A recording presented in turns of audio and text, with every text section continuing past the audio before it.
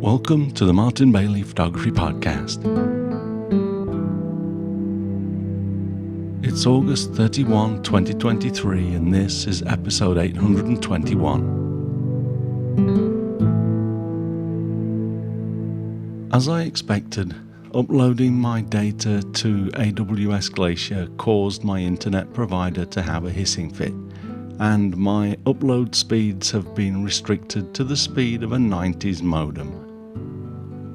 Because of this, the video I created as the previous podcast has taken over a day to upload just 37% and may not finish during August as I'd planned. You'll see that drip into the feed in the coming days, but today I wanted to catch up on another topic that has been on the back burner for a few months as I completed my Namibia tours. In March this year, I received an invite to visit the Japanese hotel that I stay at each year with my Winter Wonderland tour groups, as they were just about to open a very special VIP room for guests and wanted my opinion on the room and their service. They kindly agreed for me to stay for a night with my wife, and so a few days later we drove over to Shibu Onsen in the Nagano prefecture to stay in their new room called Kuon. As I often do, I walked up to the front door of the hotel and walked in with a hearty Tadaima, which means I'm home. I was a little surprised when instead of the usual Okaeri nasai to welcome me home, I got a flurry of concerned faces. No one had told me, but they wanted to welcome me from the gate that enters directly into the Kuon room. I realized that I should have called to tell them that we'd arrived, rather than using my usual don't want to be too much trouble approach. We were led down the street and around the corner and down a familiar narrow street where we saw a new beautiful gate with a cloth noren with the family crest on it and a plaque above with two characters reading Kuon, which essentially means eternal. I had been of the mistaken understanding that Kuon was a better class of room within the same hotel that I have enjoyed staying at since 2008. Kuon, as it turns out, was once a building of its own that the hotel has acquired and renovated, and along with their experience in providing top-class service, it has become the height of Japanese hospitality.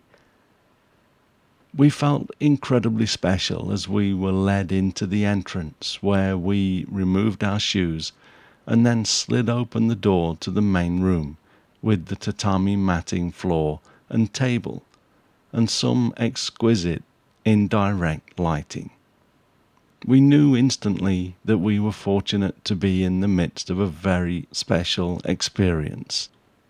Kuon is a mixture of traditional Japan with a number of very tasteful and carefully thought out modern touches bordering on futuristic. Although most of the modern fixtures were purposefully kept out of sight, until we'd been given a tour of the rooms that comprise our accommodation. For example, we asked where the TV was, and, with a flick of a switch, a screen lowered from the ceiling and a projector hidden in the ceiling light came to life and started to project a TV program.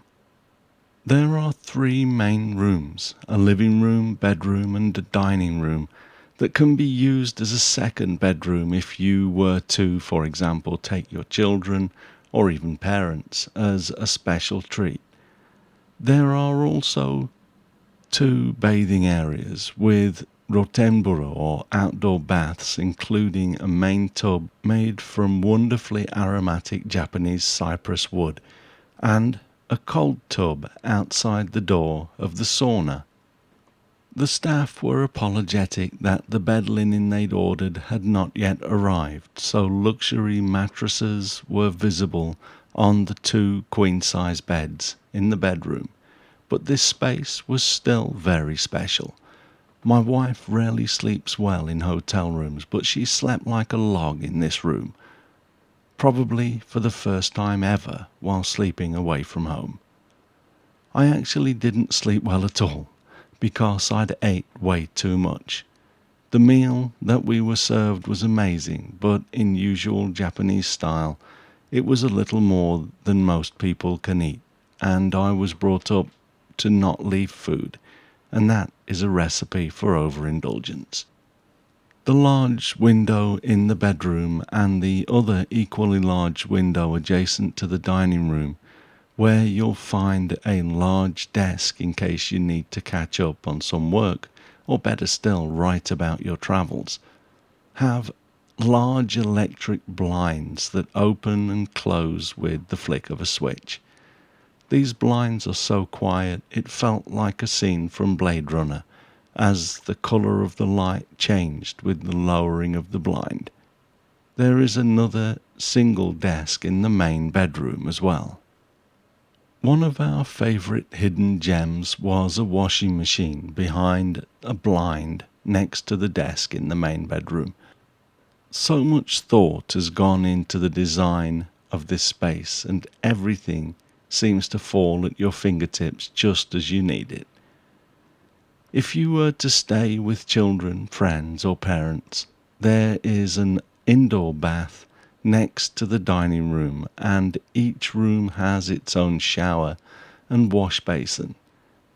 There is a toilet adjacent to the main bedroom and a second next to the living room, so you won't be fighting for any of these amenities. I spent some time after arriving photographing the various rooms, and I also photographed many, but not all of the dishes we were served in the evening. Rather than walking you through all of these, I've placed a gallery in the blog post, and you can find that along with the rest of the images at mbp.ac/821. And of course, if you're listening with a device that shows you the chapter images, you've got everything you need already. For today's podcast though, the main gallery on the post at mbp.ac/821 is probably the best option. As you'll notice, the colour palette for this space is warm and welcoming, and I can honestly say that I could live here. It's so nice. After we had checked out, I spoke with the head of the hotel and mentioned how I could imagine coming back to this space and writing about the beautiful town and surrounding mountains in my diary. I don't keep a diary, but it's a piece of a story that was forming about how one might use this room. We went to the stationer's and bought a diary so that I could make one last photograph, which you can see at the end of the blog post. If you would like to immerse yourself in traditional Japan while enjoying many state-of-the-art modern amenities and top-class hospitality, you can't go wrong with Kuon. I'll embed a link into the blog post which takes you to details of the room and a button at the bottom of the page to book. Enjoy.